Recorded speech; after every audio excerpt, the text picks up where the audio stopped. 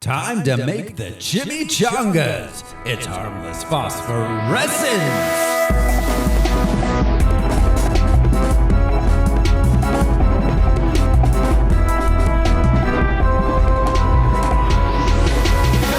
Hello everyone, this is Throw Smiley and I'm about to do to you what Limp Bizkit did to music in the late 90s. Who's joining me this week? Hey, I'm Josh Cece and I'm the sidekick Dead Kiddie Pool. Sorry. I'm Brian Lesh, and is this mask muffling my voice? I'm Alaric Weber, but just call me Angel of the Morning. Angel. And hey Angel, this is Harmless Phosphorescence. It's the podcast where we watch every theatrically released full-length live-action superhero movie ever made. We gather some research into the production and the source material, then we tell you all about it. This show is brought to you by patrons. Patrons like executive producers Atticus Burkett and Michael Beckwith. You can be a patron too. Just go to patreon.com/harmlessentertainment. We got bonus content there. We got Star Wars shows, Simpsons shows, music shows, holiday shows. We do a monthly movie where we do non-superhero movies. We just did our Ernest Saves Christmas episode. Next month, we're going to be having a movie from 1991. Haven't decided what that is yet, but it's happening. Believe you me, it's happening. It's pretty simple. $1 a month is all it takes to join in the fun. Patreon.com/harmlessentertainment. This week on Harmless Phosphorescence, we are watching Deadpool. I love you, Wade Wilson. We can fight this. You're right. The cancer's only my liver, lungs, prostate, and brain. All things I can live without. What if I told you we can make you better? You're a fighter. We can give you abilities most men only dream of. Make you a superhero. You just promise you'll do right by me, so I can do right by someone else. And please don't make the super suit green or animated. One thing that never survives this place is a sense of humor. We'll see about that, Posh Spice. Oh, come on. You gonna leave me all alone here with less angry Rosie O'Donnell? Hey, yeah, I wanna shoot, baby. Packed in your stack, especially in the back, brother. Wanna thank your mother for a butt like that. You're a shotgun. Bang! What's up with that thing? I wanna know, how does it hang? Mr. Buffy, like Prince, say you're a sexy mother.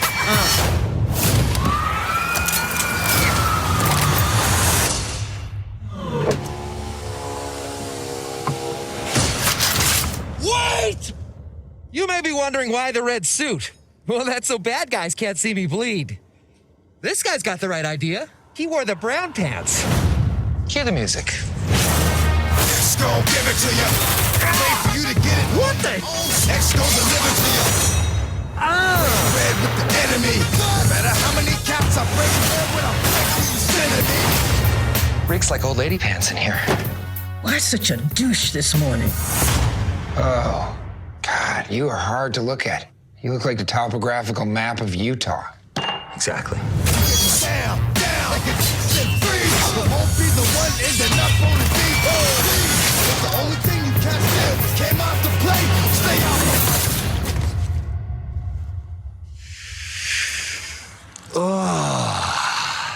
I am very turned on right now. X gon' give it to you. He gon' give it to you. You are haunting. You look like an avocado had sex with an older avocado. Thank you. Deadpool was released February 12th, 2016 with a running time of 108 minutes, cost $58 million, and it made $782 million. I'm sorry, what month? February 12th, 2016. It was a Valentine's Day movie. And the first couple months into the Trump presidency? No. Year before. No, this is before it. Oh, 2016. Okay. Yeah. Oh, right. Yeah. So, 108 minutes, cost $58 million, took in $782 million, was a big hit at the box office. I mentioned this because I think it's time we play the box office top 10 game. Dun, dun. Here it is. This is the game where I will describe the top 10 movies of the week of February 12th, 2016. You guys are going to try to guess what movie I'm describing. And that's really all there is to it. You guys ready to play? Yeah. All right, here we go. Coming in at number 10 for the week.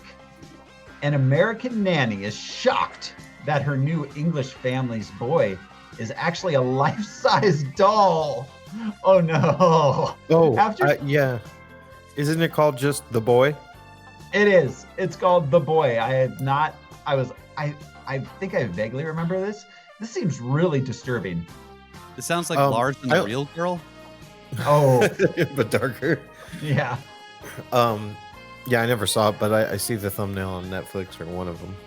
It looks like it's a horror movie. After she violates a list of strict rules, disturbing events make her believe the doll is really alive. So maybe kind of a child's play-ish kind of Is thing? this in like the Annabelle verse? Magic. Oh, I don't know. I don't think so, but that's logical, that conclusion, because it feels like the Conjuring ones. Yeah. Yeah. Yeah, I don't know. That's interesting. I may have to check that out at some point. I avoid all doll movies. Just My Little Pony, Barbie, everything. Yeah. It's got doll in the title. It's not for me. Because it's probably terrifying, whether it's an American Girl or a My Little Pony. No, or an Annabelle movie. I'm going to be scared. Brats, it doesn't matter. They're all bad. Yeah. Oh, brats are terrifying. Yeah, they are. At number 9, as his wedding day approaches, Ben heads to Miami with his soon-to-be brother-in-law, James, to bring down a drug dealer who's supplying the dealers of Atlanta with product. That's his bachelor party? It would appear so. This stars Ice Cube and Kevin Hart. It's a sequel. It's a comedy action film. Are we there yet? 2? It's Mika Mark. RV3. It's Ride Along 2. Yeah, with Kevin Hart, I would have believed it was a doll movie too. Yeah. Oh. He's tiny. He's so cute. He's a He short is. guy, yeah. I like him. But yeah. Number 8. Travis and Gabby. Oh, them. Yeah, good old Travis and Gabby. Well, at least you know that they're white. Yeah, is this a sequel? Have they been established in the previous adventures of Trav and Gab? Trav and Gab. This is Travis and Gabby 3, Travin' again. They first meet as neighbors in a small coastal town and wind up in a relationship that is tested by life's most defining events. Birth and death? Right? This is a super white bread looking movie. It may be Christian, I can't tell. It's called The Choice. Is this movie about abortion? Yeah, I think it might be. I think it might be a Christian movie about abortion, honestly. Should be yeah. Gift of Gab. From the description, now I can parse that out. Yeah, it's hills like white elephants all over again. Yeah. Number 7. A Hollywood fixer in the 1950s works to keep the studio stars in line. Hail Caesar. Hail Caesar. Hail Caesar and all that. Yes. Yeah. At number 6. A frontiersman on a fur trading expedition in the 1820s fights for survival after being mauled by a bear and left for dead by members of his own hunting team. This is Leo, right? Am I right? Yeah, the Revenant, playing Hugh Glass. Getting humped by a bear. Yeah. A man's first sexual encounter with a bear. With a bear. Well, I told that story before where Jerry Wagner and Sweet talked. They convinced me that's what happened. I mean, I'm still not convinced that isn't what happens. Yeah, it's true. Well, it was a female bear. Turns out. Well, it doesn't. And I think Josh, I've say they made love. I've met a number of bears, and I don't think any of them are female. I don't know if you guys have seen this movie. Just like raccoons, those are all guys. Leo's a twink. Right? Leo's a twink. and he's Under all that fur. It's the twink and the bear. It's a love story for the ages. I can barely feel it. Number 5. A desert scavenger must join up with some old heroes to search for a lost warrior. The Force awakens from its nap. Yep.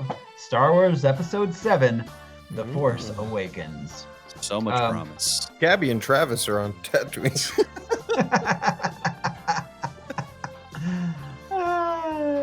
At number 4, is this opening? Yeah, opening this week at number 4.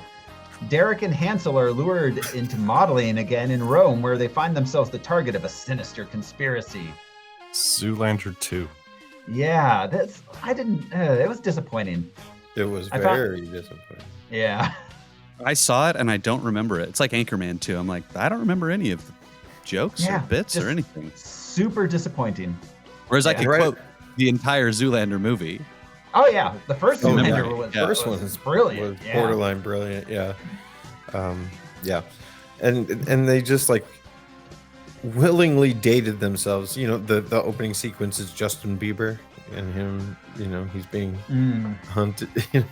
Now he's not in the zeitgeist, to say the least. Yeah, now he looks like a roofer who lives at his parents' hill.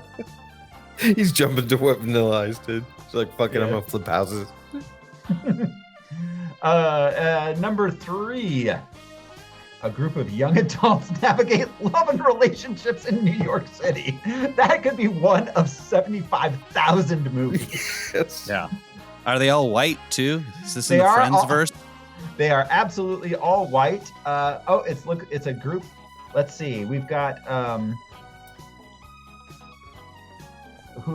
we've got Dakota Johnson, Rebel Wilson, Allison Brie, and Leslie Mann. I feel like those are all signature dishes at a New York restaurant. Those people? I know it's Allison like Brie. something about moms, right? Like no, it's called How to Be Single. Oh. There's a method. Yeah. That was our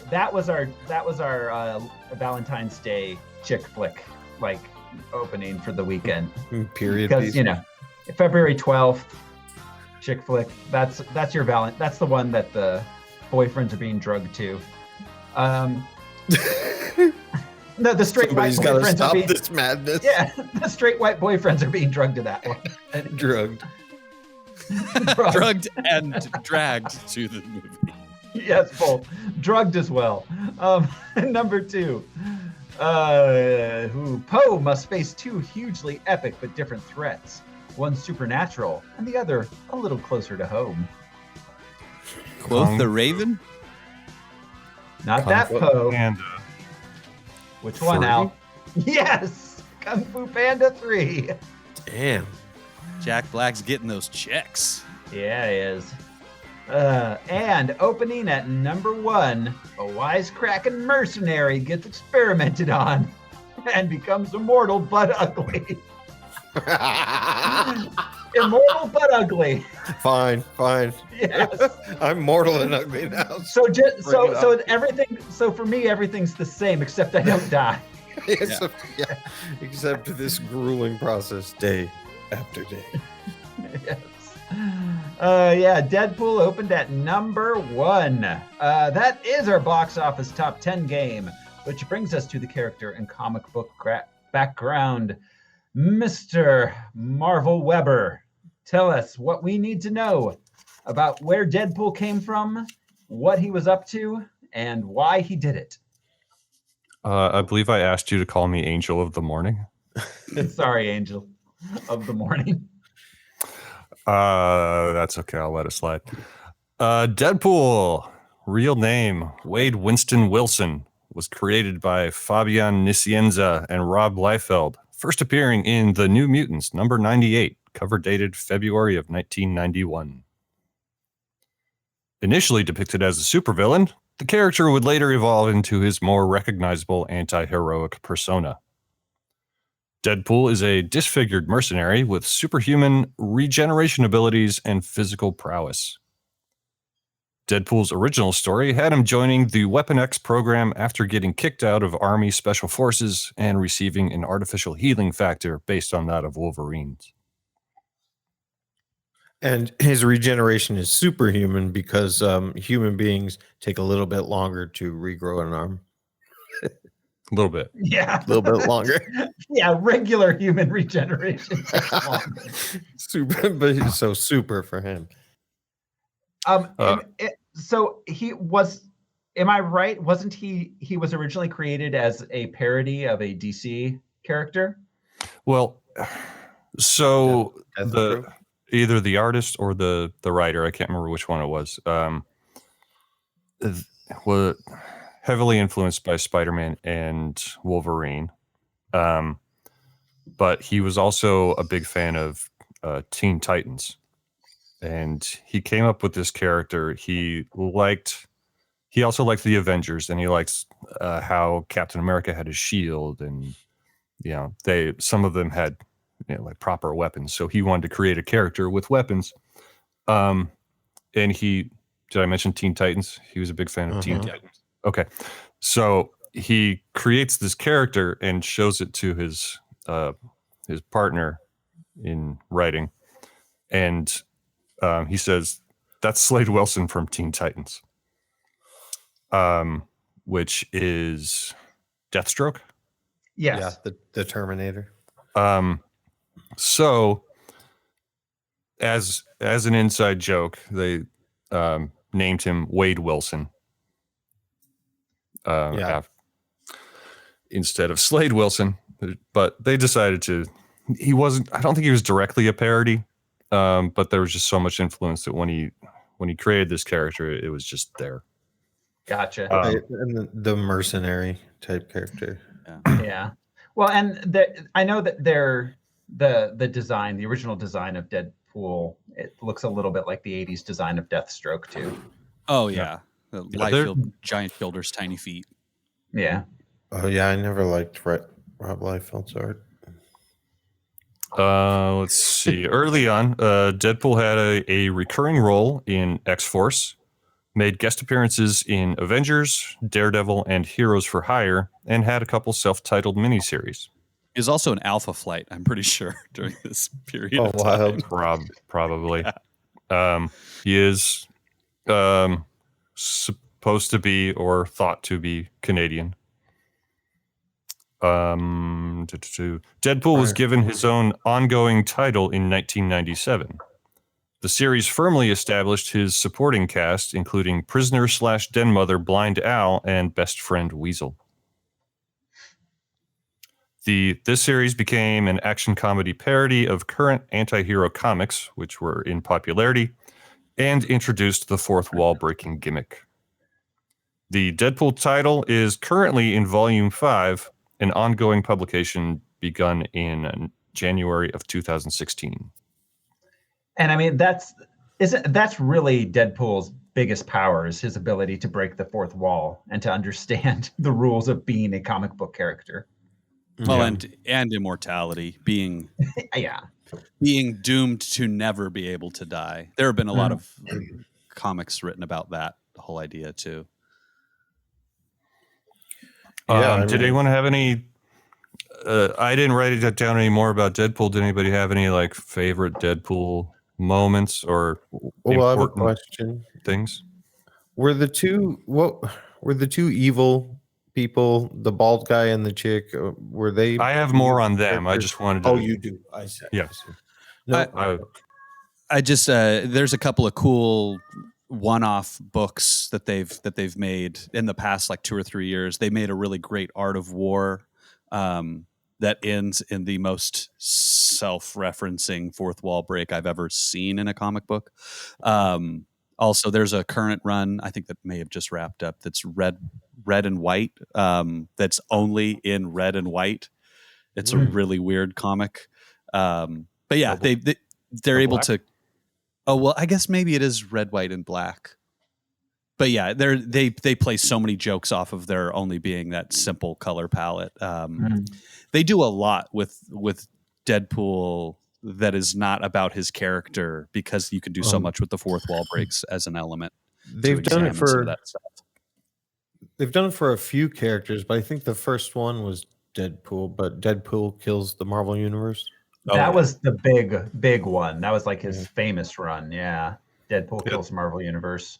There was a Squirrel Girl beats up the Marvel Universe. But the Deadpool kills the Marvel Universe was fantastic. That was like one of my favorite Deadpool things. Even ends up going through the fourth wall and killing the writers. At Marvel Comics. Daffy Duck, Chuck Jones. Yeah, that's the end, right? Yeah, I think that's how it all wraps up. There's a really famous run of Deadpool and Cable, which we'll get to in the sequel. But that is a really interesting, mind-bendy, fourth wall breaking, using that as an element to tie into itself. Deadpool gets so meta and self-referential, it gets to be confusing, which they just leverage into more jokes. Right. There was a brief. I cannot remember what run it was from. It might have been Deadpool kills Marvel Universe. So I don't think so. Where he murdered Beast and wore his head as a hat. Oh yeah, yeah. Yes, like a bear's like head kind of hat, like an old like trader, like a glass. Davy Crockett. Like Beast. Yeah, Davy Crockett hat. Yeah, but it was Beast's head. Just thinking of other Deadpool comic book runs that are worth reading. There's one of Deadpool versus Thanos, because they are vying for the hand of death. Because in the comics, Thanos is collecting the Infinity Stones to win Death's heart or whatever. But yeah, he curses Deadpool from being able to die. So Deadpool is trying to die so he can be with Death, who he loves, whatever. But yeah, it's a really interesting run that again examines a lot of the weirdness of being immortal. There was a fun episode of Ultimate Spider-Man with Deadpool, where he was a former agent of S.H.I.E.L.D. Like in Ultimate Spider-Man, they're all S.H.I.E.L.D. agents, including Spider-Man. And in Ultimate Spider-Man, the character breaks the fourth wall a lot and has you see his mind thoughts, like what he's fantasizing Those are the best about. thoughts. The weird yellow lettering that you'd see in the comics.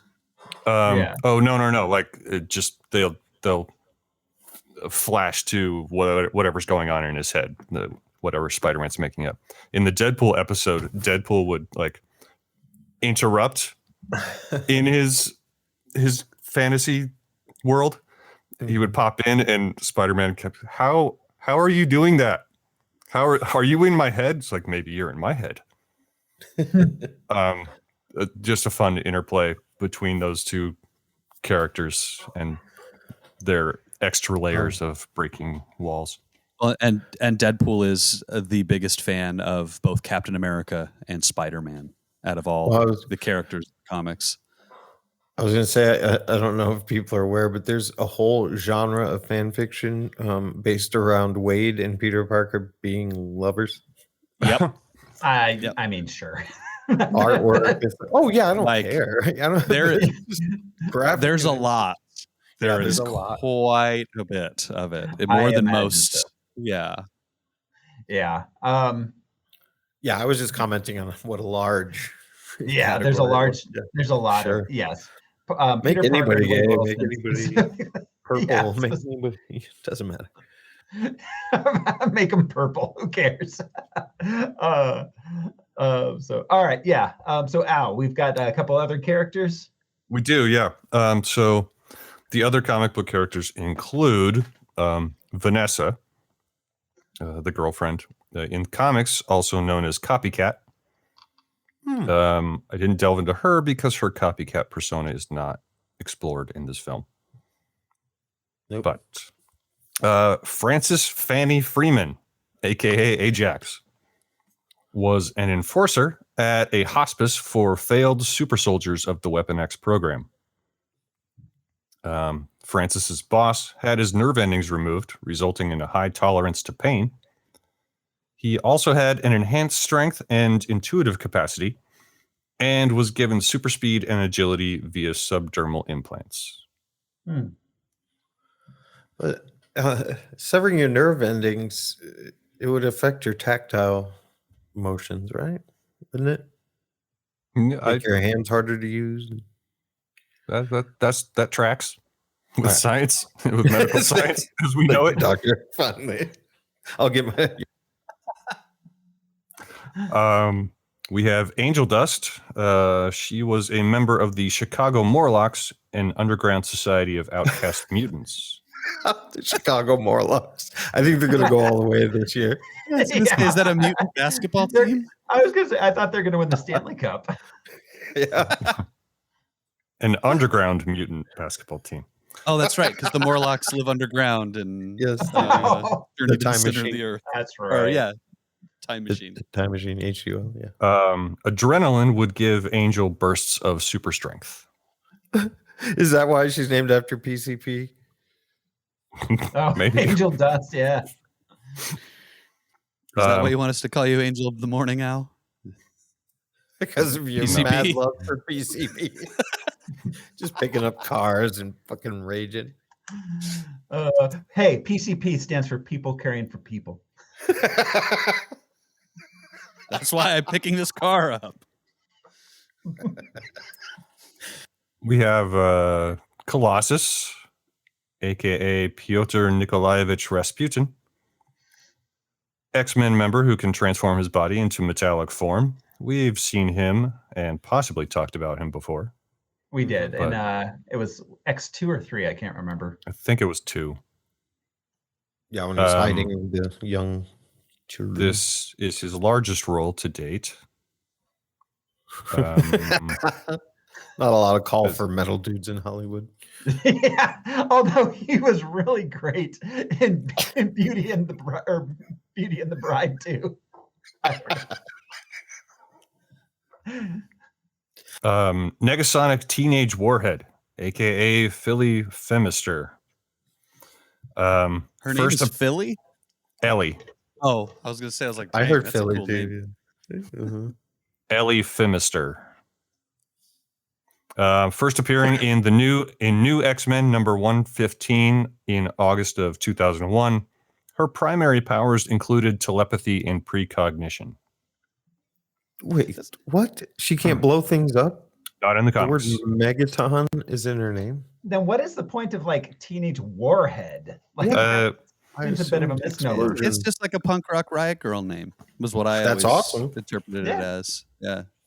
It's what happens when a teenager names themselves. I was going to say, True, I guess it's yeah. better than Professor X. Similar powers. Instead of Professor Badass or something. So let's see. Didn't she look weird? Doesn't she look like She did not really look like this. No, she looked very different. Had longer hair, very pale, kind of, and she was like a goth girl. Oh, okay. I thought that she was like otherworldly. Well, what goth girl isn't? Yeah. Right. That's true. I don't know the character at all. So they listed some other abilities on Wikipedia. Telepathy and precognition being the primary ones. Maybe she evolved to get superhuman strength, speed, durability, and reflexes, reality warping, matter manipulation, nucleokinesis, and telekinesis. I don't what's know nucleo? if nuclear Kinesis?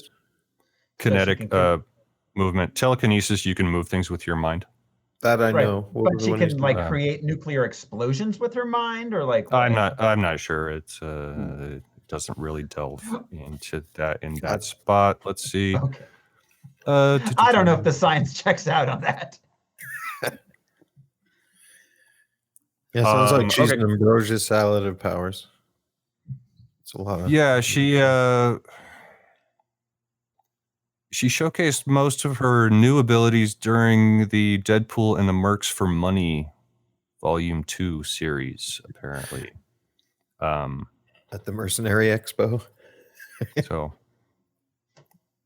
at any rate, then we have Weasel, as we mentioned, Deadpool's best friend, information broker, and arms dealer. And also previously mentioned Blind Al, who is somehow connected to British intelligence, a former target of pre-Deadpool mercenary Wade Wilson, who for reasons unclear, was allowed to live. Wade let her live after killing everybody else in their wherever they were in Africa, all those Brits, and let her flee. After becoming Deadpool and going insane, Wade would find and capture Al, beginning a bizarre relationship where she would become his prisoner, friend, and mother figure. I got a text from Zarina. Remember Zarina? Yeah. She's telling me that nucleokinesis literally... Hang on. Stupid phone. Nucleokinesis, literally the movements of the nucleus, may or may not be coupled with cellular motility.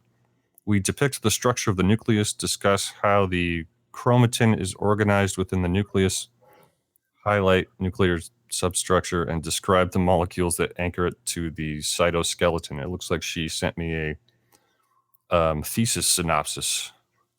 Wait, did she write a thesis on nucleokinesis? No, I don't think she did.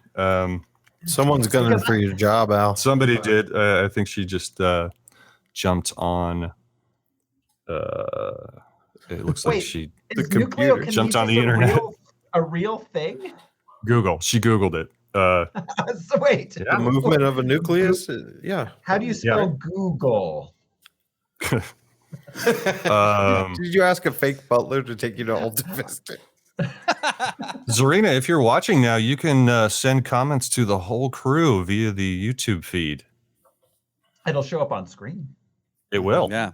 We'll bing them like Spider-Man. All right. Is that everybody, Al? Yeah, that's it. All right. Huzzah. Huzzah. Have you been watching The Great by any chance? The what? The Great. No. No, it's a Hulu show. It's pretty funny. It's good. You should watch it. It's about Catherine the Great. They say huzzah a lot. So anyways, that brings us to the production portion of the film itself. So the original, this entered production originally. Artisan bought the rights to Deadpool in May 2000, along with several other comic characters. While filming Blade Trinity, Ryan Reynolds found out that Deadpool was described in the comics as Ryan Reynolds crossed with the Sharpay, and he decided he wanted to be Deadpool at that point. This is in 2004, so he got together with David S. Goyer, and they started developing the script. They weren't able to get it off the ground, though, because by that point it had reverted to 20th Century Fox and there were rights issues. But throughout, it stayed. Reynolds kept expressing interest and working with Fox throughout the late 2000s. Then in 2009, they cast him as Deadpool in X-Men Origins Wolverine, a movie which we covered. Mm-hmm. And after that, they started developing Deadpool a little more seriously. Well, I mean, and they would have had no way of knowing, but it was smart that it didn't happen until later because, now he has a fan base that, is almost religious. He has a lot. Yeah. Deadpool has a lot of fans, whereas in 2000, tiny little chroma people would have gone to the box office. He was much less well known at that point. Yeah, exactly.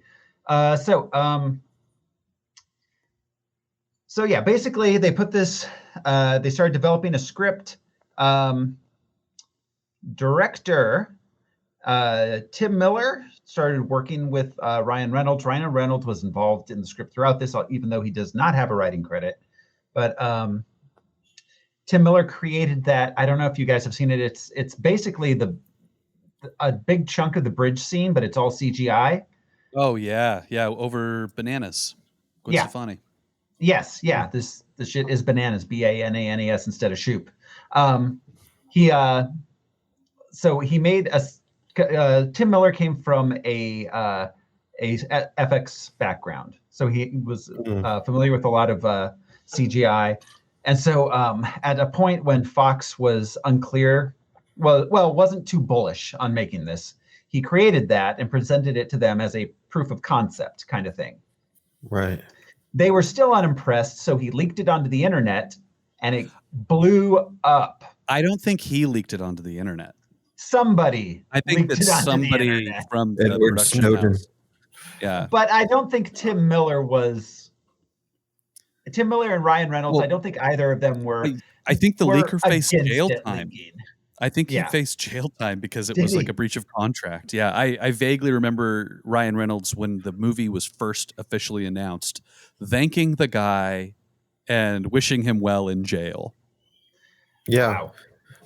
Because you can do an interpretation, but you can't, you know what I mean? You can't say this is him in this universe.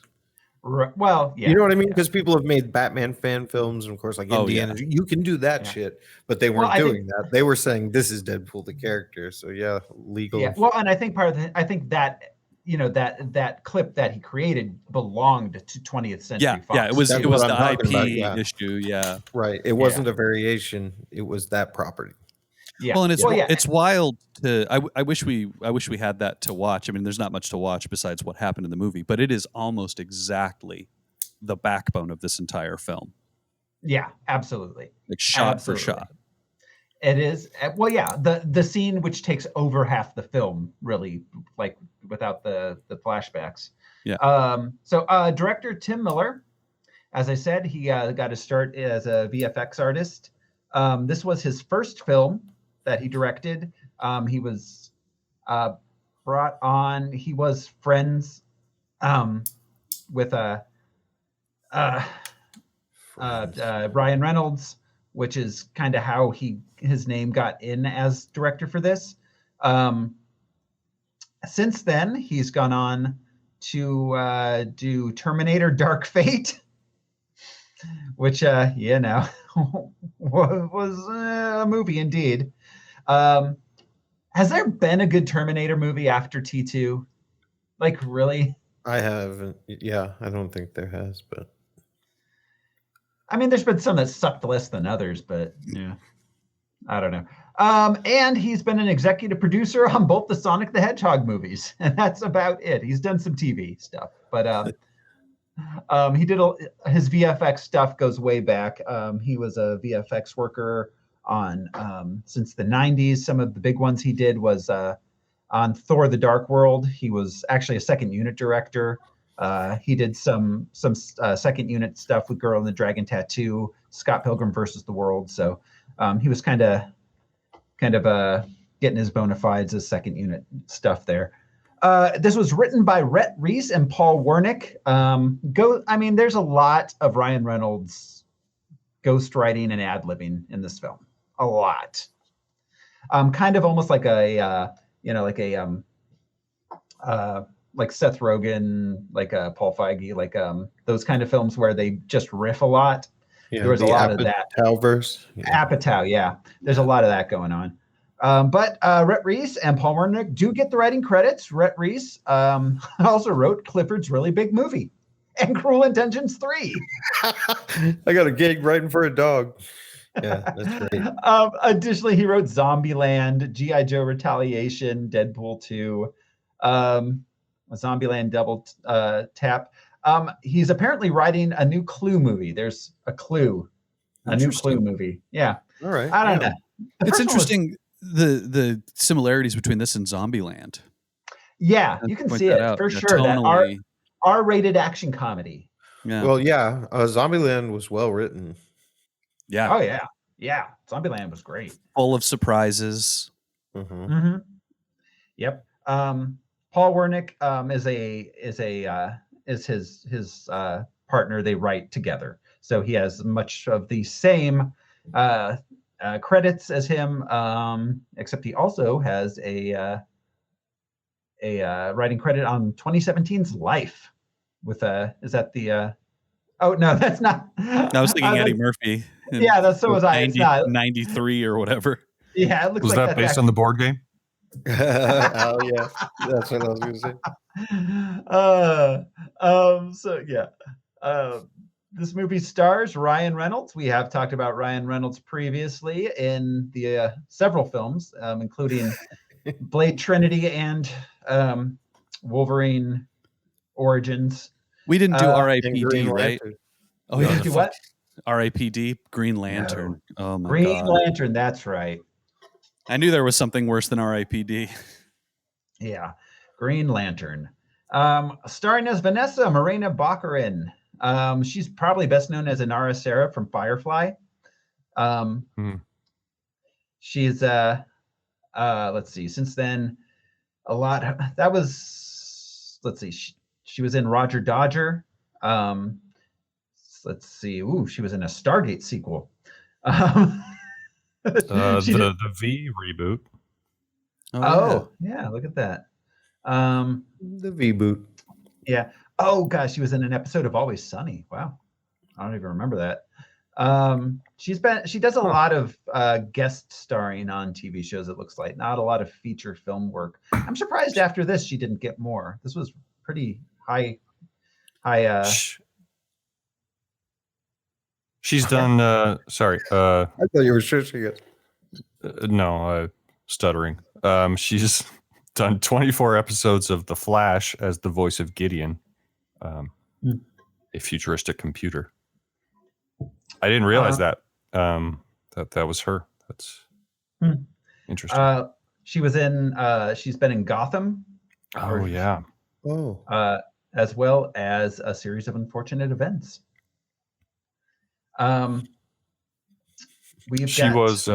She was Jim Gordon's love interest for many seasons. Oh yeah. She was Brody's wife in Homeland for many years. So wife and girlfriend, brunette lady, yeah. Let's see. Oh, we've got in Gotham. She was also like the psychologist. Or psychiatrist, something. She was a strong character. No, yeah, she was a psychiatrist. You're right. Yes. So, all right, we've got Ed Skrein as Ajax / Francis. He was, other than this, is probably best known as playing Dario Naharis from Game of Thrones. He released a 3-track EP. Let's see. Looks like he's a rapper. Interesting. So, yay. Yeah, what was his name in Game of Thrones? It was Dario Naharis. Life is unfair. He was for a while until he wasn't. Yeah, exactly. Let's see. He went on. He took over Jason Statham's role as the transporter in 2015.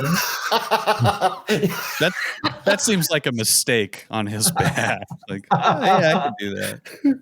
Only makes it sound like just a like UPS or FedEx or something. Somebody if Statham if he's cutting bait, it's time for you to not jump in. Yeah, well, that's like when Jeremy Renner tried to become the new Bourne. Yeah, like it was like what was he like? I'm not Jason Bourne. I'm Freddie Bourne. Alphonse. Yeah. But Ed Skrein was also in Alita Battle Angel. And yeah, he's the bad guy in that. He is the same character in that movie as he is in this movie. I have a feeling he's the same character in a lot of movies. He was in Maleficent, Mistress of Evil, where he played Bora. Yeah. He played he plays menacing bald guy characters. Yeah, exactly. TJ Miller played Weasel. Oh boy. So TJ Miller, probably best known as Erlich Bachman in Silicon Valley. He was Silicon Valley. Just a bunch of Silicon Valley. Yeah. He got canceled at some point. He had a very public mental health crisis that resulted in him being canceled. It's been interesting watching his career, because some people do like what's his name, Kramer, who very publicly got himself canceled for being racist. Yeah, they were kind of similarly compared, but looking back at TJ Miller, it's pretty clear that he had a mental health crisis. Yeah, it was on a plane or something when it started, I believe, or a train. And my understanding is that like because he got written out of Silicon Valley around like the 3rd or 4th season, somewhere in there. And my understanding was it wasn't just really because of the getting canceled, but like that also was part and parcel with the fact that he had a pretty intense substance abuse issue. Problems at that point, and was missing a lot of filming or showing up and like passing out in the corner. Yeah, becoming impossible to work with, kind of thing. Yeah, I never cared for him, but he did a good job in this. Actually, liked his jokes. His first big role was in Cloverfield. I don't know if you guys remember him. One of the main guys. Let's see. He was Get Him to the Greek. He was in Yogi Bear, the live action Yogi Bear movie. Our Idiot Brother, Rock of Ages, Transformers, couple Transformers movie. It looks like. Oh God, he was the main voice in the Emoji Movie. He was in Ready Player One. He was in Deadpool 2. He continued working strangely. A lot of voiceover work though. Yeah. He still does stand up and stuff too. Yeah. It's I don't know. He's a kind of a complex character as far as like with the canceling and everything. Yeah, he's not as clear cut as like a Louis C.K. stand up. Exactly, especially exactly. Gina Carano, speaking of canceling, plays Angel Dust. Was she canceled? Oh yeah. She's on The Mandalorian, or was on The Mandalorian. Oh, okay. Yeah. And was equating mask mandates with the Holocaust. And now she's gainfully employed by Ben Shapiro. Yeah. She's going to be making movies for the Daily Wire for the rest of her life. Jesus, I did not know that about. They'll make another Die Hard starring Gina Carano. She started off as a mixed martial artist and then went into acting. She was in Fast and Furious 6, Heist, and of course, The Mandalorian was as a Cara Dune was her. And she was awesome. She was great. Yeah. She was good. Why'd she shoot herself in the foot? What an idiot. Because of her beliefs. Yeah. Well, you know what's more important than my beliefs? Studio contracts. Right. Disney money, period. Yeah. I'll keep my opinion to myself. Millions of dollars? I can shut up. Yeah, exactly. What do you want me to say? Let's see. We got Brianna Hildebrand as Negasonic Teenage Warhead. She was Aurora and Lucifer. Which is the coolest name ever. Yes. Yeah. It really is. I wish she could blow stuff up. Yeah. Christmas wish. What else was she in? Next Christmas. Let's see. This was her first big movie. She was in a few smaller kind of indie things before this. Afterwards, she was in Tragedy Girls, Deadpool 2, of course. She's done some TV. Like I said, she was in Lucifer. She's a main cast member on Lucifer at this point. She was in something called Trinkets. There was a TV show called Trinkets. There was an Exorcist TV show. Apparently, there was an Exorcist TV show, and she was in it. They're like, this one's going to take a while. We're not as good as the priest who nailed it in 2 hours.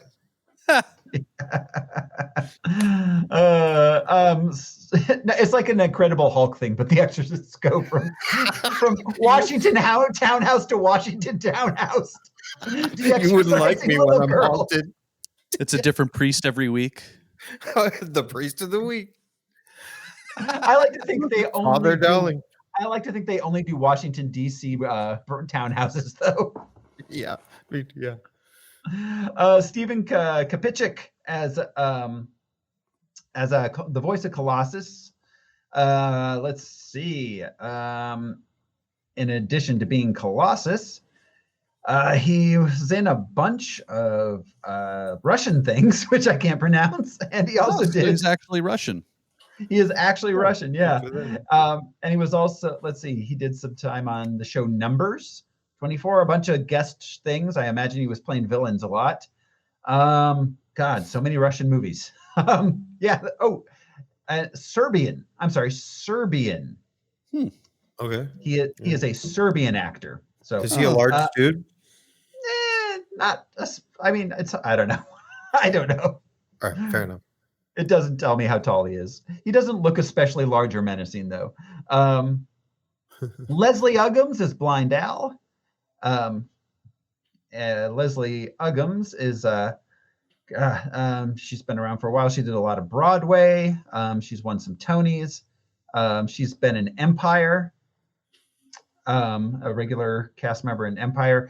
She was known as a singer for many, many years. Since the 1950s, she was a singer. 50s and 60s, she did a lot of like Motown style stuff. Then went into acting. So she was in Roots in '77. Yes. Wow. Yeah. She performed with Ella Fitzgerald. Wow. She's a and now Ryan Reynolds. Yes. She had her own show, the Leslie Uggams Variety Show in 1969. In 69? 69. Wow. Yeah. An African American woman had a variety show in 1969. It was the second show to ever be hosted by an African American person after Nat King Cole. Wow. Yeah. She was in, let's see. She did guest shots on The Muppet Show, Hollywood Squares, The Love Boat, Magnum PI. She was on All My Children for a long time, it looks like. Yeah, so she has a long and storied career. Well, she was great in this. Yeah, she was. So that about rounds out our production here. This movie has 85% on Rotten Tomatoes. And I think that kind of brings us to the film itself. Guys, you ready to jump into Deadpool? Oh, shit, I forgot my ammo bag. Oh, yeah, that reminds me. So interesting enough, they got their budget cut a couple times. Let's see what it ended up being, 58 million. It was originally supposed to be 78 million. They got it cut by 20. And one of the things they had to cut was the big ending sequence, which is why he forgot the ammo bag. They didn't have enough money to have him have that many guns. Yep. Far out. Yeah, at least it was a running joke. The initial script has a huge gun battle with rockets and explosives and a whole bunch of crazy shit that happens. If you read the original script, it's probably for the best that it didn't happen that way. Yeah. This keeps it smaller and more personal. It works really well. I think this actually worked in its favor. And then Ryan Reynolds gets to make a lot of jokes. Yeah, exactly. Yeah. And Ryan Reynolds gets to make a lot of jokes about not having enough money for the movie, and it works out. So, all right, guys, if you're ready, here we go. This is Deadpool. We open with a slow-mo credit style sequence. It's not really credits because they don't actually mention anyone's names. A moody teen. Yes, a moody teen. Yeah, exactly. Evil British guy. Yeah, CGI character. Yeah. Gratuitous cameo. Mm-hmm. Exactly. Yeah, it's all slow motion stuff in the middle of the bridge battle. Yep, bridge showdown. Yep. You can always with Angel of the Morning playing. With Angel of the Morning playing. Exactly. It was kind of beautiful. They, in the slow motion, we saw Ryan Reynolds, Sexiest Man Alive. Yes. Someone had that magazine laying around. Yeah. The Green Lantern card. The trading card. Yeah. Yeah. Those fun little things they dropped in there. Easter eggs, I suppose you would call them. They front loaded this movie with Easter eggs. Yeah. Yeah, they did. That's a good way to put it. Yeah. Yeah. So we cut to earlier. Deadpool's in a cab. We meet Defendor, the cabbie. He's having love trouble. We see that Deadpool's disfigured under his mask. We cut to Francis, the bad guy. He's selling weapons to another generic bad guy. Francis is a mutant. He's mean. He's evil and British. And strong. What's that? Yeah. And strong. And strong. I like how the cabbie calls him Mr. Pool. Yes. Back in the cab, Deadpool realizes he forgot his ammo bag. He has 12 bullets. He gets out. He does the shoop scene on the bridge where he talks to the camera. He jumps down and starts fighting bad guys. Maximum effort. Yes. Near the end, we freeze and flash back. Deadpool narrating. We cut Classic to, joke, though, as his head is sticking out the tumbling SUV. Did I leave the stove on? Yeah. Classic. We cut to several years before. He's a normal mercenary. He scares a pizza delivery guy who is a dick to his girlfriend. He goes to see to Sister Margaret. It's his favorite mercenary bar where he finds jobs. We meet Weasel the bartender. Find out that Wade's a special forces dude. Well, and Sister Margaret's from the comics, which is kind of neat. That's like an actual place where the mercenaries go and get jobs. Cool. Yeah. I love how he started a bar fight with a blowjob. Yeah. All right. Send this over. And it's a great setup for the Deadpool name because they keep a running bet of who will die in the Deadpool. Like the movie Deadpool. Yeah. Like the movie Deadpool, which was the Clint Eastwood movie. Yeah. Yeah. And instead Dirty of, Harry 3. and they use that device a couple of times. You know what I mean? They go back to it where the bad guys are trying to figure out when Weasel's lying. And it's like, they look up at the brackets. Yeah. Actually using it as a plot point. Yeah. Right. And in the comics, I don't think this is explained. I don't remember them ever explaining where Deadpool got his name unless it was the Dirty Harry movie. Isn't there a scene with he and TJ Miller and they're like... Yeah, but in the comics. Oh, yeah, but in the comic book origin, I don't remember where his name came from or if they explicitly stated it. Yeah. Anyways. But you're right. That they got the name from that movie.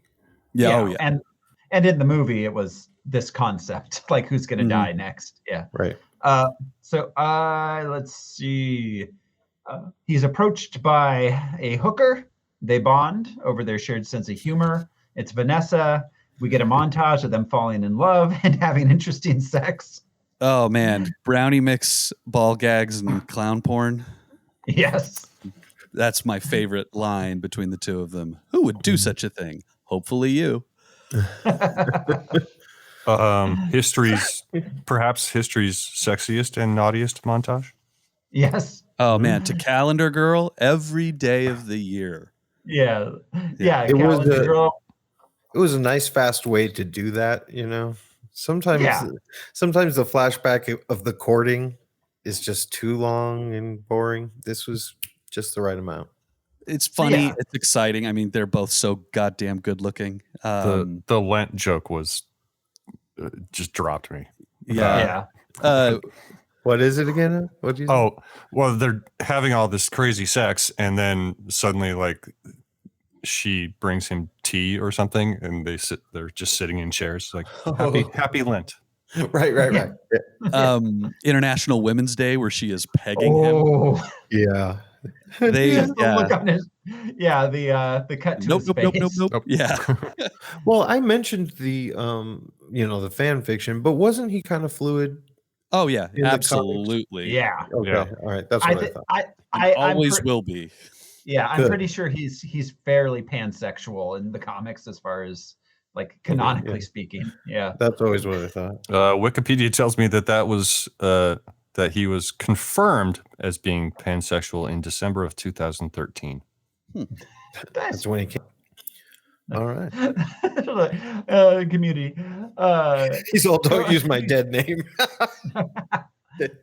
Just community. Now just go be a happy pansexual imp while we take care of business. The co-creator Fabian Nicienza stated, Deadpool is whatever sexual inclination his brain tells him he is in that moment, and then the moment passes. Mm. Yeah. He's whatever you want him to be. Sexy Or he people out wants there. Yeah. Yeah. So all right, they decide they're going to get married. Then Wade Wilson immediately collapses, and we discover he has late stage cancer. We cut back to the fight on the bridge. I just want to say this is one of my favorite fourth wall breaks before he has the ability to break the fourth wall. And now back to our regularly scheduled program as he hits the ground. It's so well timed to end this, like, we're like, where are we going with this? This nonstop sex montage that ends with them getting engaged. Yeah. Yeah. Just rewatching this, it still like has the impact of like, oh wow, yeah, happiness over. Movie, tragedy begins. Yeah, Right. exactly. So yeah, he's killed all the goons. He's kicking Francis's ass. He's about to kill Francis when he gets stopped by Colossus. We cut back to the past again. He's leaving he leaves Vanessa to save her from having to watch him die of cancer. He goes to. Sorry, I really love the line where he says, "Shit goes sideways in the most colossal way." Yeah, and then he's flying sideways, having been thrown by Colossus. Yeah. Well, not the most colossal way, and it cuts to the origins Deadpool figurine. Yes. Right. And him explaining his love for Wham. Yeah. Yeah. This was the album where they earned the exclamation point. Where they earned it. Which at the grammar rodeo. What's the movie? Not Love Actually. What's the one with the boombox over his head? Say anything. Say anything. Thank you. Yeah. Yeah. Yeah. So yeah. Let's see. Oh, and foreshadowing, he vows to surprise her with Careless Whisper in the next life. Yep. Let's see. He heads to Sister Margaret's where he's approached by a recruiter for something for a scientific experiment. Hydra, I guess, kind of. He's offered to have his cancer cured in exchange for working for them. He initially refuses, but then rethinks things and agrees. We cut back to the bridge fight. Colossus and Negasonic Teenage Warhead are trying to take Deadpool into custody. Francis escapes. They cuff Deadpool, but he cuts his hand off and escapes himself. I loved the interaction here as with Deadpool and Negasonic Teenage Warhead. He does this, I'm a teenage girl, and so what's it gonna be? An insult or silence? Yeah. You got me in a box. Yeah. Yeah. Are you there, God? It's me, Margaret. Yeah. Yeah. The aloofness of a young goth chick. Yeah, totally. Oh God, yeah. Cut back to him in the facility where the recruiter took him. He's introduced to Francis, aka Ajax, and Angel Dust, Ajax's sidekick. Sorry. Another great line after he gets shackled and told that he's going to be taken to the professor. He's like, McAvoy or Stewart. Yeah. Yeah, that's a These great line. timelines are so confusing. Yeah. Well, and so PCP, Angel Dust, and then Ajax. So two things you can snort. I But know shouldn't. I But know from Up in shouldn't. Smoke. Yeah. If you do a rail of Ajax. Oh, ew. Do you remember that? And the chick Yes. does this horse impression. Yes. I think you'd probably die if you snorted. Oh, Ajax. yes. Yeah, I'm pretty sure, yeah. Yeah. It's just Tommy Chong being bored and freaking out, so he cuts the Ajax into lines just to see what it'll look like. Oh my God. Where have you been all my life?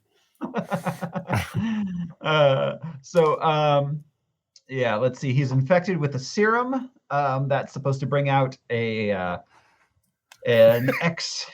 A hidden talent? Yeah, tap dancing.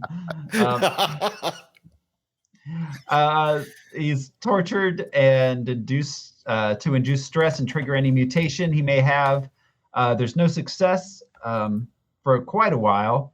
Wade discovers Ajax's real name is Francis. He mocks him for it, and Ajax leaves him in a hyperbaric chamber that leaves him on the verge of suffocation all weekend long.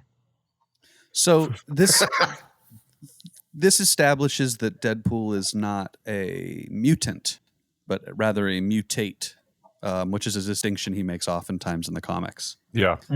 Yeah.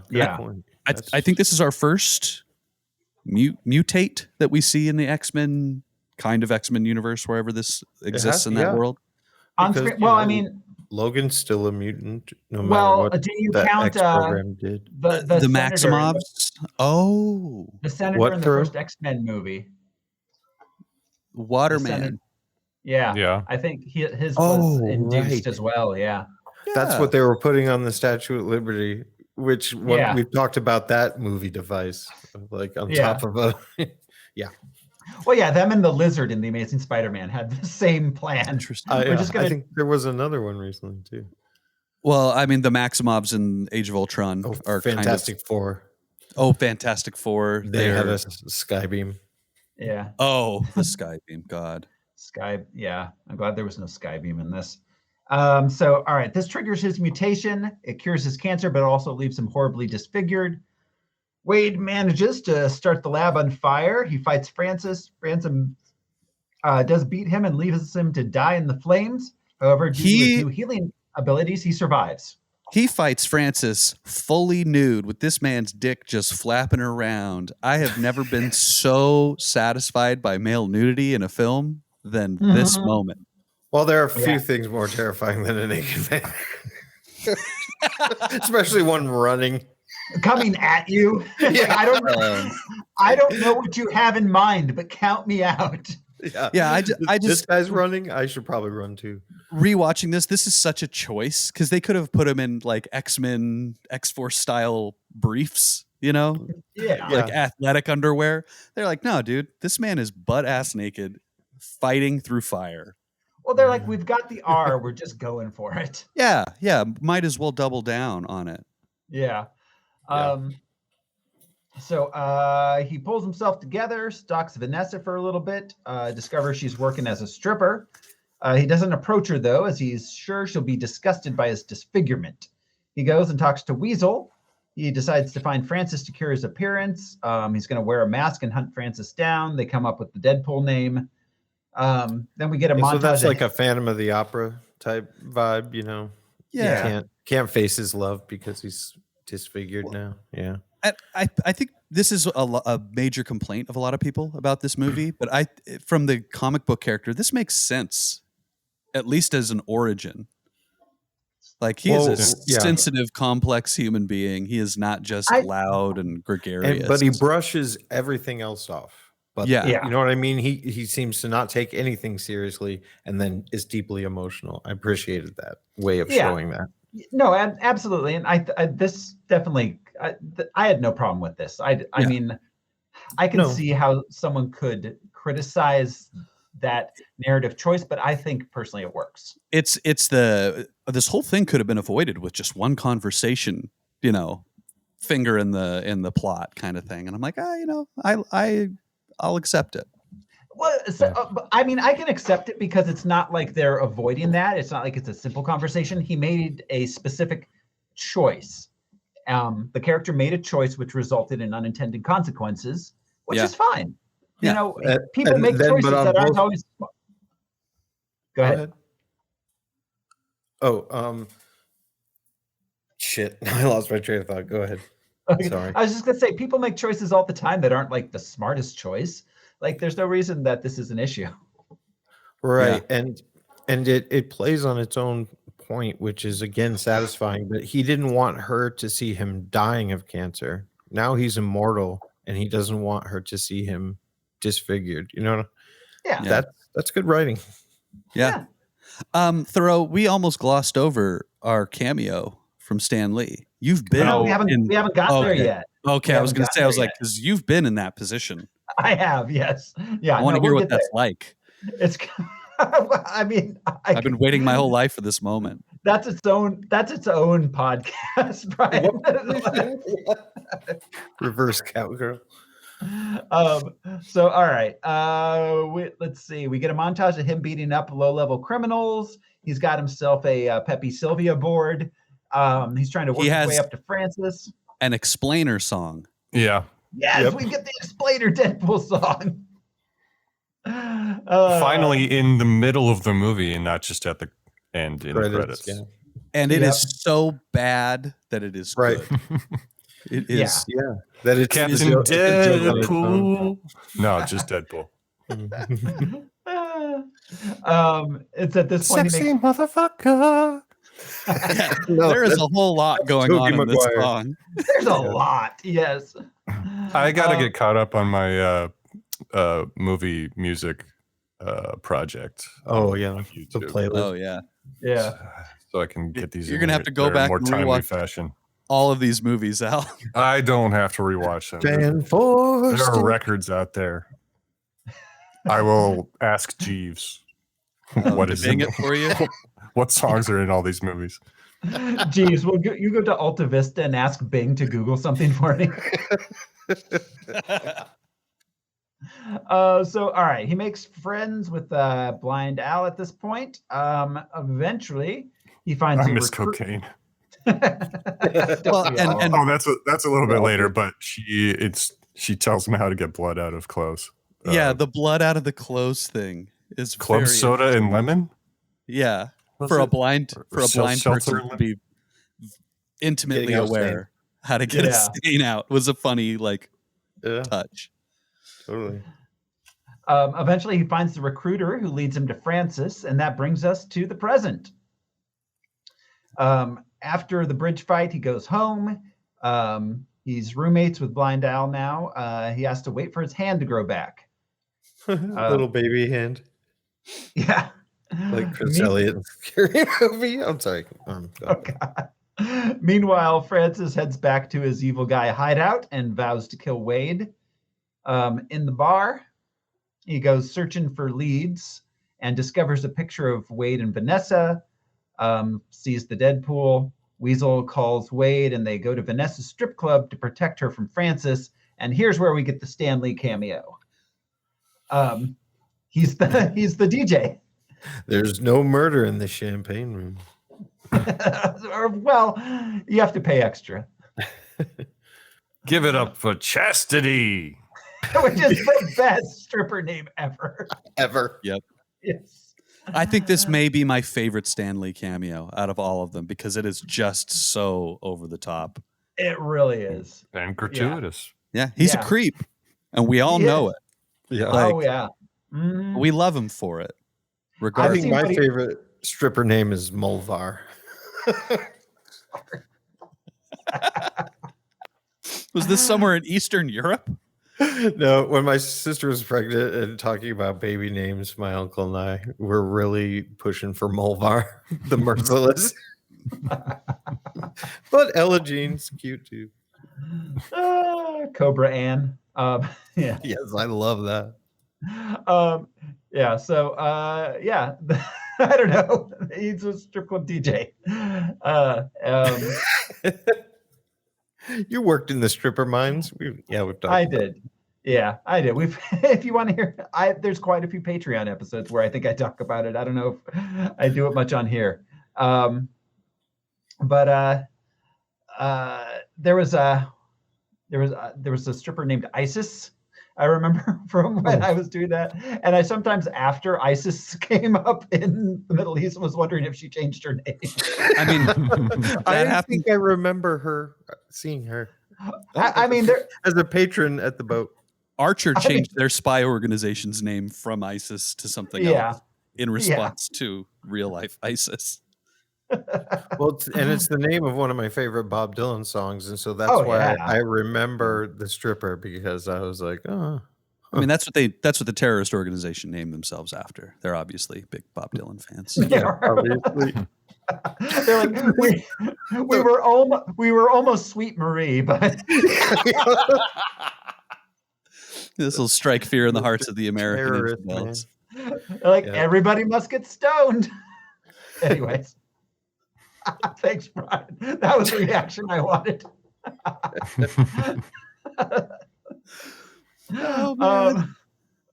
All right. So sorry, it took me that long. It took a minute. Way Homer. Yeah. So all right. Wade's too late. By the time he gets to the strip club, Francis has kidnapped Vanessa.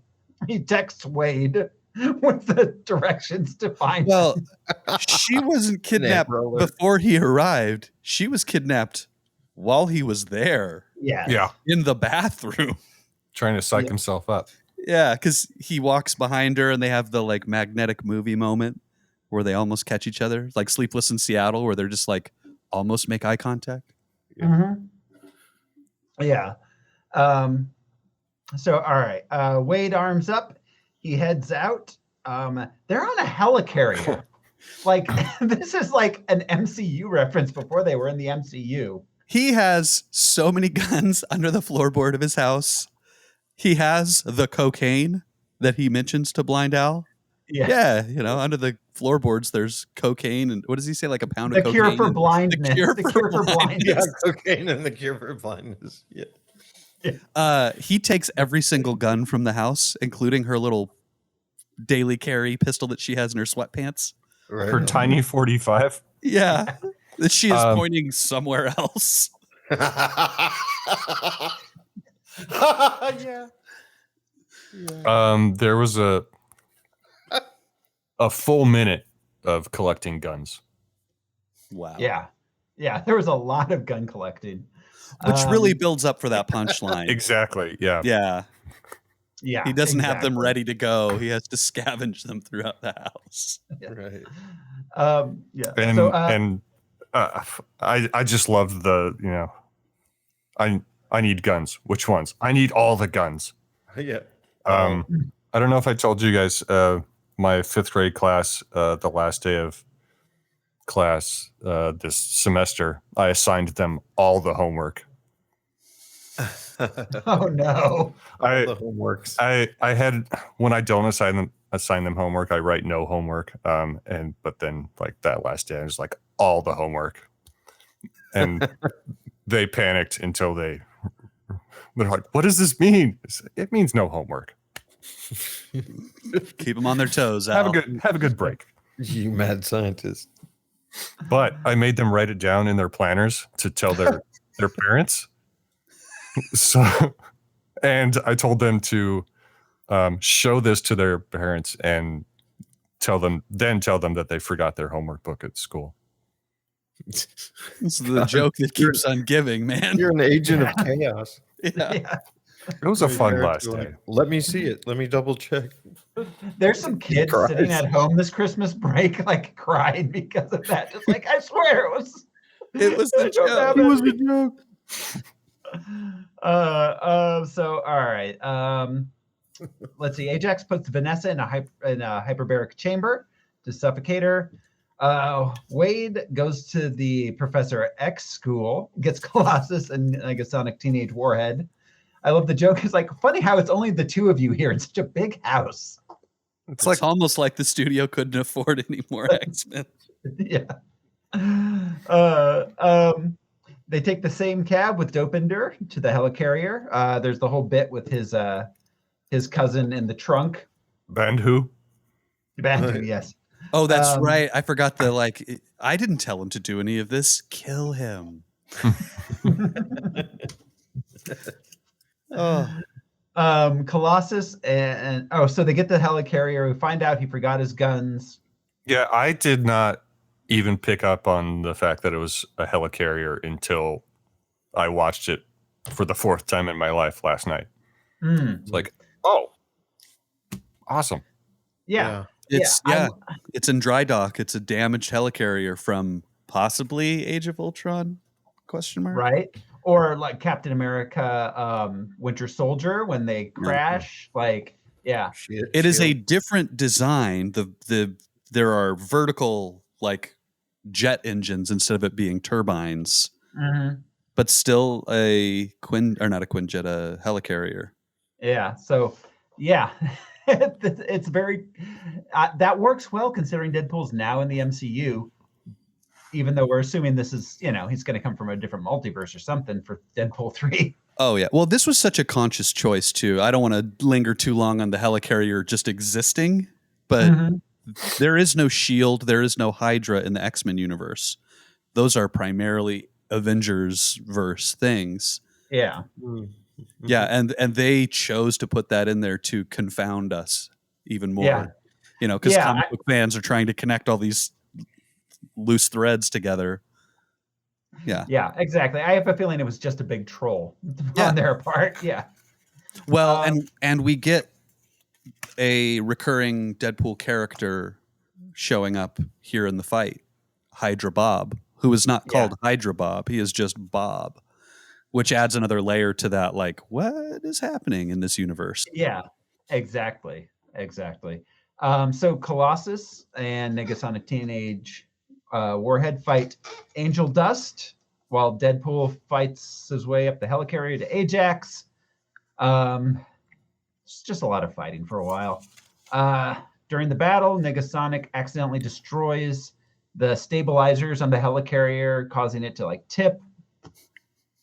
Deadpool he wrote out Francis because he kept saying, "What's my name?" He wrote out Francis in dead soldier bodies. Yes, he did. Presumably Bob is not dead, but I believe he was part of the spelling out. But he even dotted. I think the he I. knocked him unconscious. Yeah. Oh yeah, did knock him with a head. With a head, with a severed head. It's all in capital letters, but he dotted the I like I do when I'm writing out in capital letters. People hate it. So all right. Deadpool gets Vanessa out of the hyperbaric chamber, protects her from the collapsing ship. Colossus carries Negasonic and Angel Dust to safety. Does he protect her from the collapsing ship, or does he just throw her off the edge of this 200-foot drop? The ladder. Yeah. Yes, that's really what he does. Hopes for the best. You're not going to like this. Get back in here.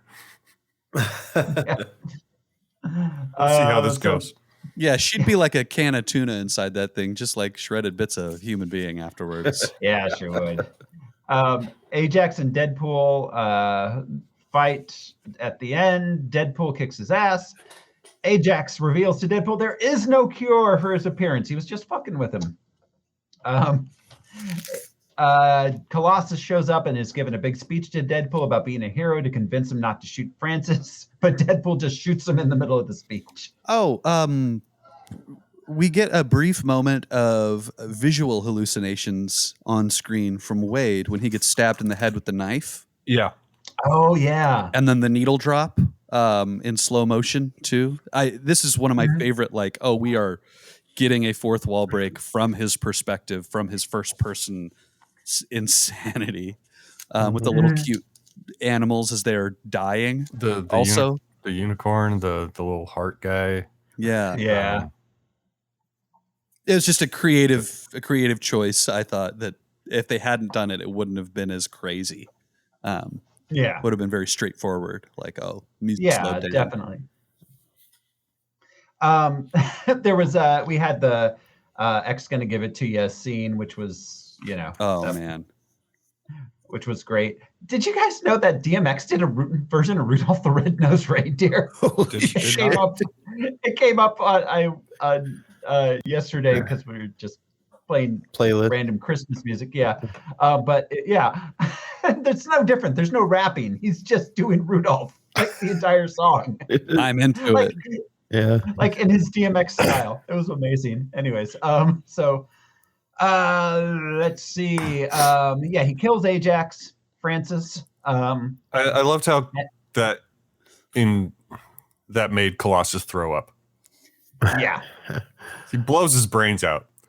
And I imagine Colossus has not seen such graphic death before.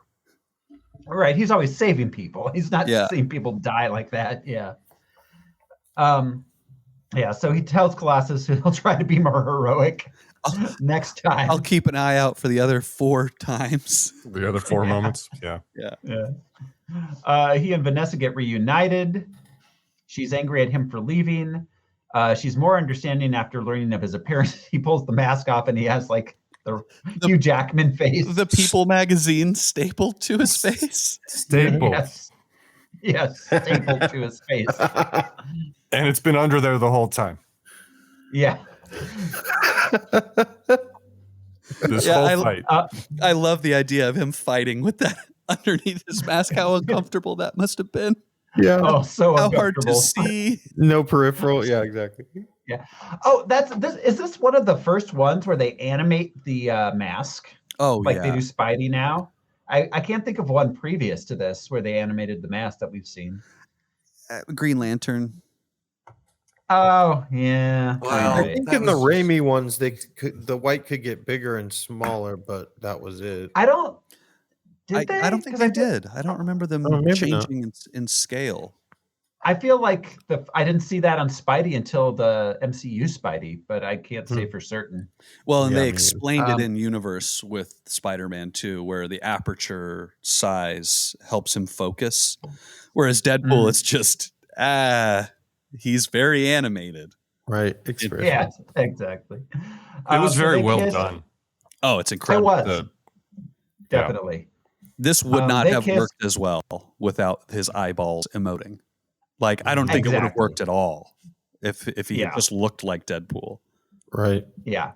They needed the mask to move to, Like when Ajax escapes and his eyes get real wide, there's so much going on with that. Yeah.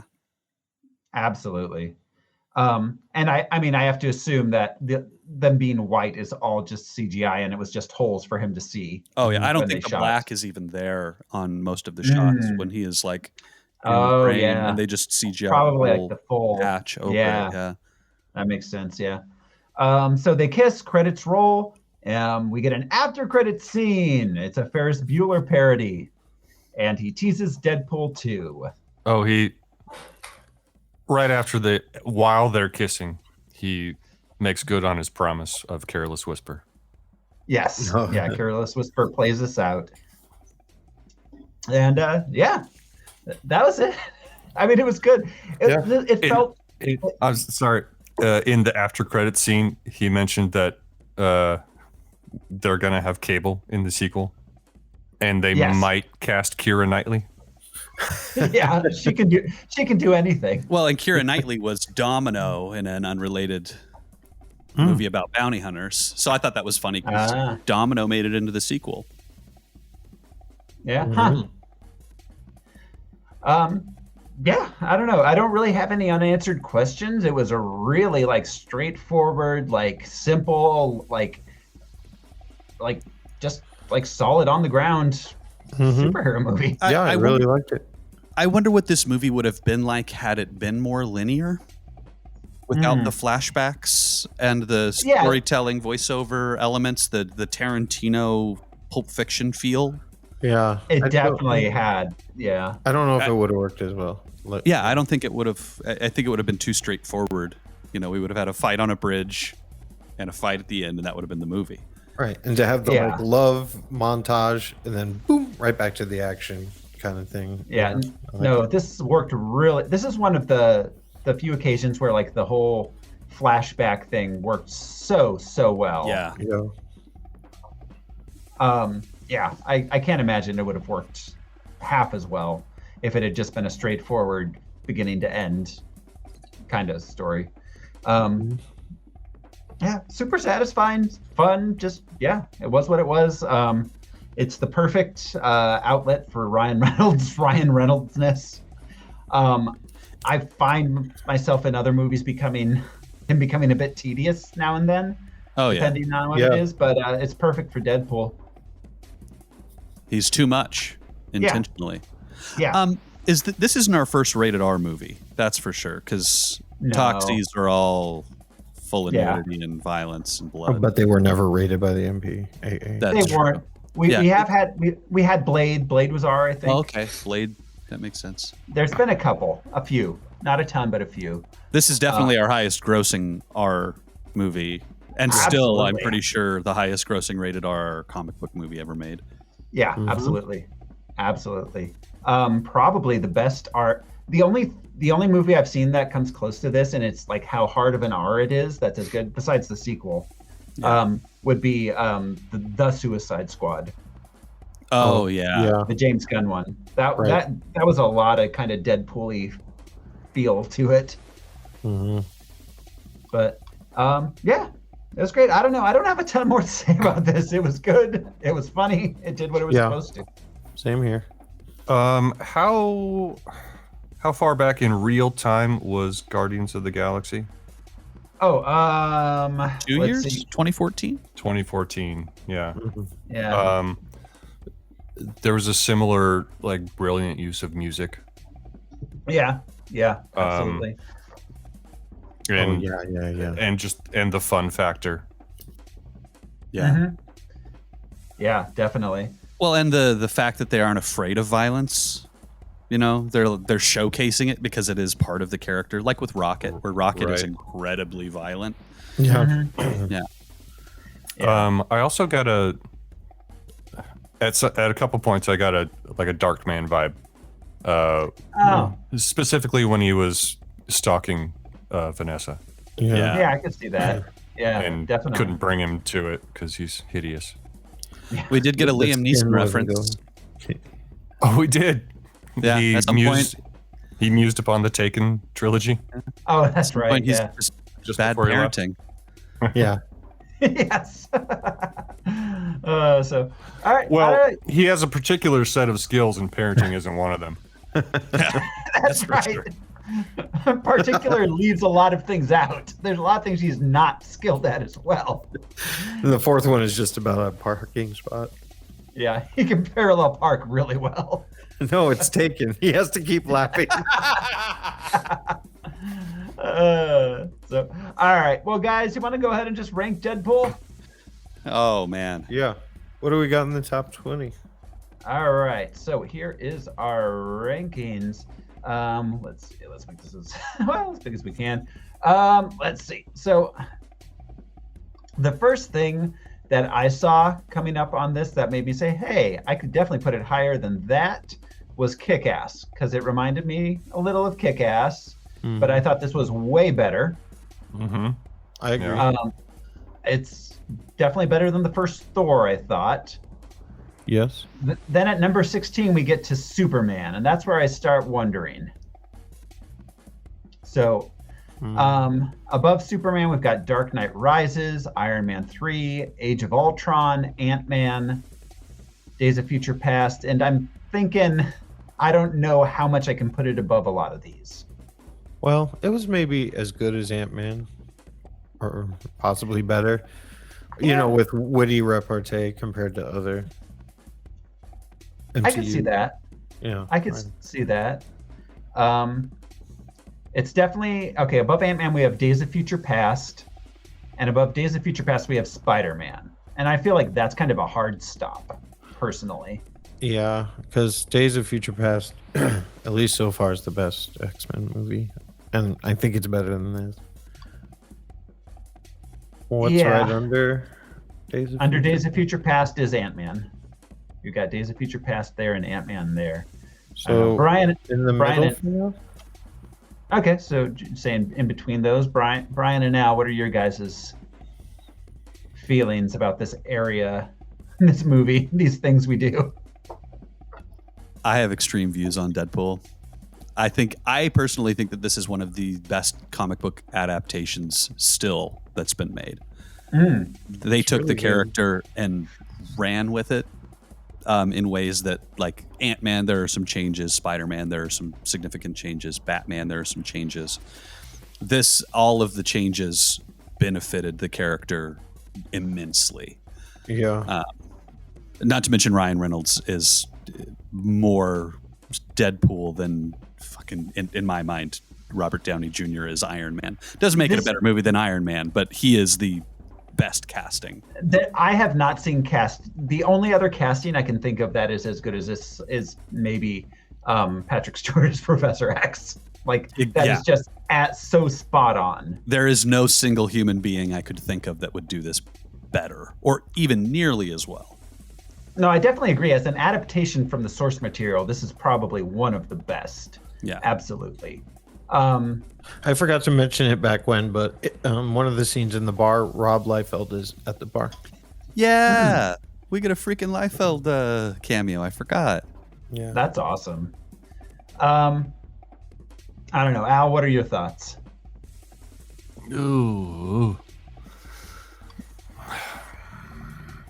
I don't know. Okay. So all right. So Josh is suppositioning in between Days of Future Past and Ant-Man. Brian. I'm comfortable with that. Definitely. Okay. I could be comfortable with that. Brian is positing higher. I think this is better than Batman Begins. That's how crazy I am. I'm gonna be honest. I think Batman Begins we put too high. Personally, it's way too high. Like it's Spider-Man 2. I love. Yeah, I think Batman Begins probably should be down, like 5 or 6 lower at least. But you know, it should be below Spider-Man probably. Oh no, that's number 2. Yeah. Right. But I'm. I mean, it's looking at these, I have to say probably it is better than some of them. I don't know. So Al doesn't know. Brian, it's as good as Guardians of the Galaxy. Yeah. Yeah. I'll bargain with Josh. Right. How about number 9 above the first Avenger? Yeah. Okay. Because Spider-Man 2 is an incredible superhero movie. It is. So. Yeah, it's definitely one of the best ever. All right, Al? I'm cool with that. Okay. Josh. Okay. Yeah. Okay. Let's do it. We'll put Deadpool at number 9. Let's not let Deadpool beat Spider-Man. At least one Spider-Man movie. Yeah. Well, we got Spider-Man 2 at number 8. So yeah. So perfect. We've got that, and we've got 3 more Spider-Man movies coming. Right. out. And apparently, the best live-action Spider-Man movie just came out.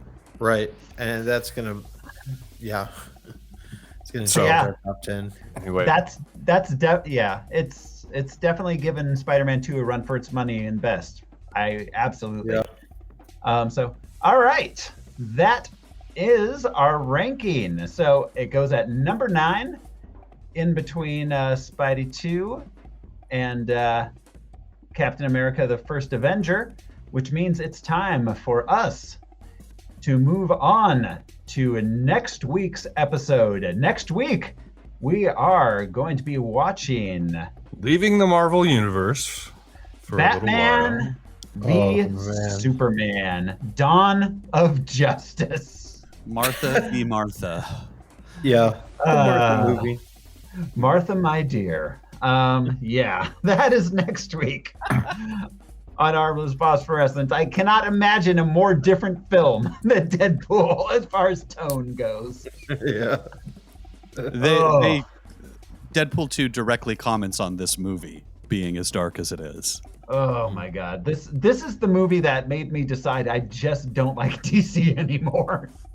We'll see. I haven't seen it since the theater. We'll see how I feel about it on a second watch. I've only seen it once. That was enough for me. So that is next week on Harmless Phosphorescence. Thank you everyone for hanging out with us. We appreciate you. This has been your host, Rose Smiley, and I'm never going to dance again the way I danced with you. Hi, I'm Gratuitous Cameo, Josh CC. Sorry about bleeding in all your garbage. I'm Brian Lesh. I'm Alaric Weber, and I need to seriously ease up on the bedazzling. Seriously. Seriously. Thanks, everybody. We'll see you next time. Goodbye. Bye.